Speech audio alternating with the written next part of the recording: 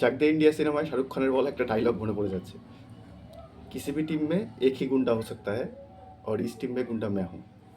কিন্তু ভাই Xavi Alonso Real মাদ্রিদের গুন্ডা ছিল না, রিয়াল মাদ্রিদের গুন্ডা ছিল অন্য কেউ।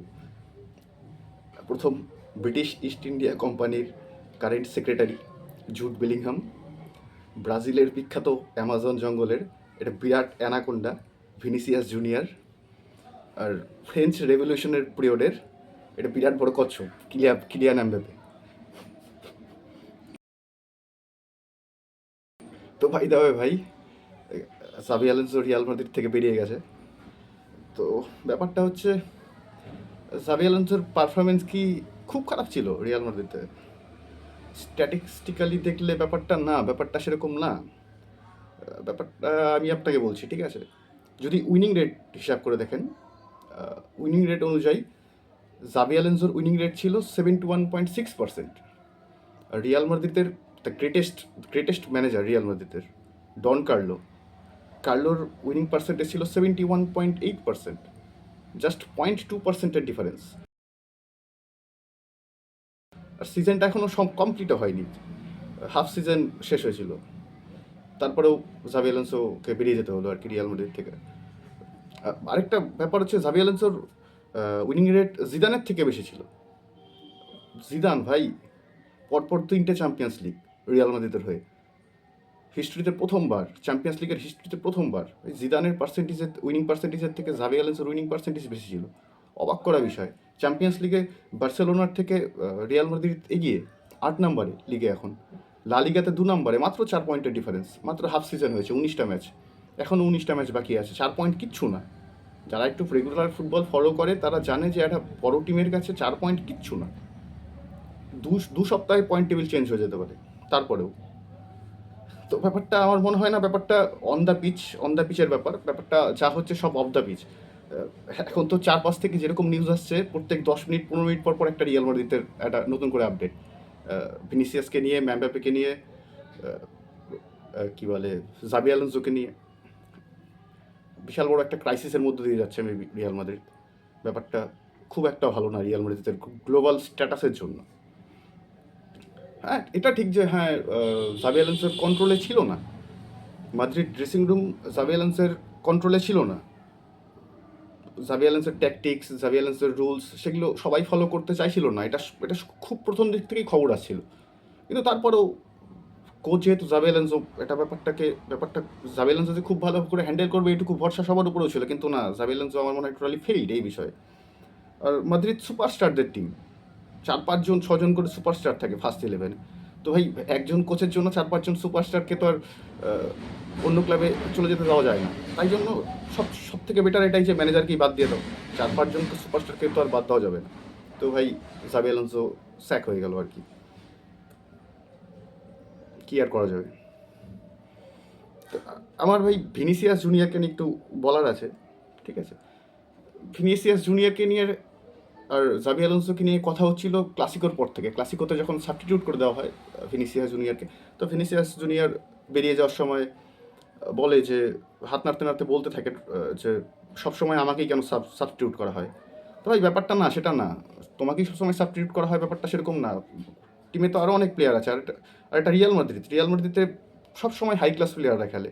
তো তুমি সবসময় খেলবে, তুমি সবসময় 90 মিনিট খেলবে না, এটাও তো হতে পারে না। আর তুমি বিগত 19 ম্যাচ ধরে গোল না করে সেদিন এল ক্লাসিকোতে একটা তুমি গিয়ে গোল করলে, ভাই তাহলে তুমি 19টা ম্যাচ ধরে গোল করো না, ঠিকমতো পারফর্ম করতে পারো না, তারপরে তুমি ম্যানেজারের বিরুদ্ধে এরকম ধরনের কথা বলো কেমন করে? তুমি কীভাবে দাবি করো যে ম্যানেজার তোমাকে 90 মিনিট ধরে খেলাবে প্রতিটা ম্যাচে? এটা তো অসম্ভব ব্যাপার। তোমাকে পারফর্ম করতে হবে, পারফর্ম করলে ম্যানেজার অবশ্যই খেলাবে। যেরকম ম্যামবাপে পারফর্ম করছে, ভাই ম্যামবাপে সম্পর্কে যে যতই বলুক না কেন, অ্যালেনসোর আন্ডারে ম্যামবাপে টপ ক্লাস পারফর্ম করছে, আগের বছর থেকে বেশি ভালো, নো ডাউট, কোনো সন্দেহই নেই। তো ভাই Vinicius junior with the ball তো খুব ভালো, ওর কাছে বল থাকলে সেটা অনেক অনেক বেশি ভালো, এফেক্টিভ লাগে ভিনিসিয়াস জুনিয়রকে দেখলে। কিন্তু ভাই ও যখন ডিফেন্সিভ ডিউটিসের কথা আসে, তো ভিনিসিয়াস জুনিয়র এফেক্টিভ না ভাই। আমার মনে আছে ওই মেসি, নেইমার, সুয়ারেজ এরা, আর এদিকে বিবিসি এরা, এই সময় বার্সেলোনার প্লেয়াররা যখন বল চালাতো, রোনাল্ডো সবার প্রথমে যেত প্রেস করতে। এবং প্রেস করতে গিয়ে যখন ফেল্ড হতো দেখতো পেছন দিকে কোনো রিয়াল মাদ্রিদের প্লেয়াররা নেই। তো রোনাল্ডো রীতিমতো নিজের দলের প্লেয়ারদের উপরে হাত পা ছুড়ে বলতো যে কেন নেই তোমরা, এমন একটা গেস্টার করতো যে ভাই আমি বেরিয়ে যাবো দল থেকে, এরকমভাবে তোমরা প্রেস করলে পরে আমি খেলবো কি করে, বলটা আমরা নিজেদের কন্ট্রোলে নিব কি করে।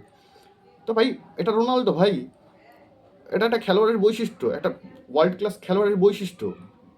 সে প্রত্যেক সিজনে 45টা 50টা করে গোল করে, 15-20টা করে অ্যাসিস্ট করে, তারপরেও তার প্রেসিং এই লেভেলের হাই, সে একবারও হার মানছে না। তো ভাই ওয়ার্ল্ড ক্লাস প্লেয়ার হতে গেলে ডিফেন্সিভ ডিউটিস, প্রেসিং সব কিছুই দরকার। তো আমার মনে হয় ভিনিসিয়াসের এই জিনিসটা বোঝা উচিত। ভিনিসিয়াস তো সারাটা জীবন কার্লো অ্যানচেলোত্তির মতন কোচের আন্ডারে খেলতে পারবে না। ওর কেরিয়ার এখনও 10-12টা বছর এখনও বাকি আছে। তো এই 10-12 বছরে 5-6 জন কোচের আন্ডারে তো সে খেলবেই, তো সবাইকে তাকে তার মতন করে খেলাবে, এটা কখনো হয়? তো ভিনিসিয়াস জুনিয়রকে এই ব্যাপারটা কিছুটা হলেও অ্যাডাপ্ট করতে হবে। ভাই রোনাল্ডোর কথা মনে করুন, যখন অপোজিশন একটা কর্নার পেতো, রোনাল্ডো নিজের টিমে ডি বক্সে গিয়ে হেডার দিয়ে ডিফেন্ড করতো। তো কঠিন, ব্যাপারটা কঠিন, কিন্তু আমার মনে হয় ভিনিসিয়াস জুনিয়রকে অ্যাডাপ্ট করা উচিত, নাহলে খুব চাপের ব্যাপার মাদ্রিদের জন্য, ইভেন ভিনিসিয়াসের কেরিয়ারের জন্য। ভিনিসিয়াস বা ম্যামবাপের জন্য তো প্রত্যেক 6 মাসে একটা করে কোচ পাল্টানো কোনো ক্লাবের পক্ষে সম্ভব না। এবার আসি একটু ম্যামবাপের কথায়। আমার মনে হয় না ম্যামবাপের সাথে অ্যালেনসোর সেরকম কোনো ক্লাস ছিল রিয়াল মাদ্রিদ টিমে। তারপরেও লাস্ট ক্লাসিকোতে সুপার কাপের ফাইনালে ম্যামবাপের যে গেস্টারটা ছিল জাবি অ্যালেনসোর প্রতি, এটা খুবই খারাপ। ইভেন মাদ্রিদ ফ্যানরাও বলবে যে এটা খুবই একটা খারাপ গেস্টার ছিল আর কি। একটা প্লেয়ার কি করে ম্যানেজারকে অর্ডার করতে পারে এদিকে আসার জন্য, বা গার্ড অফ অনার দেবে না? ভাই তুমি গার্ড অফ অনার দেবে না, তুমি কে বলা? সেটা ডিসাইড করবে ম্যানেজার, যেটা ডিসাইড করবে টিমের ক্যাপ্টেন। আরে ভাই তুমি তো টিমের ক্যাপ্টেন পর্যন্ত না, তুমি কিভাবে ডিসাইড করতে পারো, তুমি কিভাবে অর্ডার করতে পারো সমস্ত টিমমেটদের চলে আসার জন্য? ঠিক আছে ভাই, গার্ড অফ অনার দেওয়ার দরকার নেই, তুমি ক্লাসিকোতে হেরেছো, তোমাদের স্বাভাবিক ব্যাপার, ক্লাসিকোতে হারলে পরে কেউ গার্ড অফ অনার দেওয়াটাই একটা নিজেদেরকে অপমান করা। তো তাই বলে তুমি সেরকম ওখানে একটা গেস্টার করতে পারো না জাবি অ্যালোনসোর প্রতি। আমি যদি ম্যানেজারের পর থেকে যদি জাবি অ্যালোনসোকে সরিয়েও দিই, তারপরেও যে মানুষটার নাম পড়ে থাকে সেটা মিস্টার জাবি অ্যালোনসো ভাই। Mister Xabi Alonso World Cup winner, 2টো ইউরো উইনার, 2টো চ্যাম্পিয়ন্স লিগ উইনার। ভাই তুমি তো এখন পর্যন্ত চ্যাম্পিয়ন্স লিগ জেতোনি। Xabi Alonso Bayern Munich, Liverpool, Real মাদ্রিদের মতন টিমে one of the greatest defensive midfielder in football history. ভাই তুমি কী করে বলতে পারো জাবি অ্যালোনসোকে?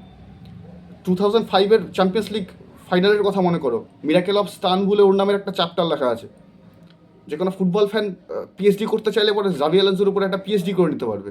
আর তুমি জাবি অ্যালোনসোকে এমনভাবে ডাকছো যেন মনে হয় যে জাবি অ্যালোনসো কেউ না, ওর কোনো পার্সোনালিটি নেই, অথচ সে তোমার টিমের ম্যানেজার। ইভেন সে মিস্টার জাবি অ্যালোনসো। ভাই খুব খারাপ এমবাপ্পে, এটা খুব খারাপ ব্যাপার। এরকম বারবার রিয়াল মাদ্রিদ একটা গ্লোবাল টিম ভাই, তুমি এখানে একটা ছোট্ট একটা কিছু করে দেবে, তারপর দিন তুমি নিউজে থাকবে, নিউজের হেডলাইনে থাকবে তুমি, আর সেটা কন্টিনিউয়াসলি 1 মাস ধরে চলবে। 1 মাস কেন, 1 বছর, তারপরেও কোনো একটা নতুন কিছু হবে, এই ঘটনা নিয়ে তোমাকে টেনে আনা হবে আবার। তো ভাই রিয়াল মাদ্রিদ বা বার্সেলোনা বা বড় ম্যানচেস্টার সিটি, ইউনাইটেড, যে কোনো টিমে থাকতে গেলে এই ধরনের জিনিসগুলো, এই ধরনের ব্যাপারগুলো করা খুব খুব খারাপ ব্যাপার। আর এটা জাবি অ্যালোনসোর কেরিয়ারের জন্য খুব খারাপ আমার মনে হয়। এটা ওর কাছে একটা অপমানজনক ব্যাপার। তো অনেকে বলছে যে, রিপোর্ট আসছে যে জাবি অ্যালোনসো আর মাদ্রিদ মিউচুয়াল করে সেপারেট হয়েছে, কিন্তু জানি না কী হয়েছে। অফ দ্য ফিল্ড তো অনেক নিউজ আসছে, প্রত্যেক 10 মিনিট 8 ঘন্টা বাদে একটা করে মাদ্রিদ সংক্রান্ত নিউজ আসছে। তো যাই হোক ভাই, ম্যামবাপের মধ্যে পোটেনশিয়াল নেই সেটা তো না, ম্যামবাপের মধ্যে হিউজ পোটেনশিয়াল আছে। ম্যামবাপে চাইলে পরে আর একটা ওয়ার্ল্ড কাপ আর 5টা চ্যাম্পিয়ন্স লিগ জিতে যেতে পারে, কিন্তু ভাই তুমি তো যেতো নি এখন। তো আর জিতলেই তুমি কোনো একটা ম্যানেজারকে, তোমার টিমের ম্যানেজারকে তুমি এভাবে বলতে পারো না। আর স্প্যানিশ সুপার কাপ হারার পরে অ্যালেন্সোর সাথে যে পেরেজের মিটিং হয়েছে, তো মার্কা বা অন্যান্য এই ধরনের যে সমস্ত স্পোর্টস জার্নালগুলো আছে, তারা রিপোর্ট করছে যে জাবি অ্যালোনসো পেরেজকে বলেছে যে রিয়াল মাদ্রিদের একটা ম্যানেজারের থেকে প্লেয়ারদেরকে বেশি পাওয়ার দেওয়া হচ্ছে। তো কোনো একটা ম্যানেজার কোনো একটা ক্লাবে ঠিক মতো ম্যানেজ করতে পারবে না যদি সেখানে প্লেয়ারদেরকে ম্যানেজারের থেকে বেশি ভ্যালু দেওয়া হয়। ম্যানেজার কোনো একটা ডিসিশন কী করে নিবে, হয়তো সেই প্লেয়ারটাকে সে রেস্ট দিতে চায়, বা সেই প্লেয়ারটাকে খেলাতে চায় না, তার ট্যাকটিক্স অনুযায়ী সেই প্লেয়ারটা ফিট করে না, তো সে তো সেরকম একটা বড় ডিসিশন নিতেই পারবে না, স্বাভাবিক ব্যাপার। তো কিন্তু কিছু করার নেই, রিয়াল মাদ্রিদ সবসময় player oriented team. Real Madrid কখনো ম্যানেজার ওরিয়েন্টেড টিম না। তো রিয়াল মাদ্রিদের সব থেকে ভ্যালু প্লেয়াররাই পায়, তারপর যদি কেউ পায় তারপর তার ম্যানেজাররা। রিয়াল মাদ্রিদে প্লেয়ারদের দেখে ম্যানেজারকে ঠিক করা হয়, ম্যানেজারকে দেখে প্লেয়ারদের ঠিক করা হয় না। ডিফারেন্স আছে, আর এটা সবসময়ই থাকবে। যাই হোক, best of luck to Xavi Alonso. এবার একটু চলে আসি আফ্রিকানের কথায়, অর্থাৎ আফ্রিকান কাপ অফ নেশনস। প্রথম সেমিফাইনালে সেনেগাল ইজিপ্টকে হারিয়েছে।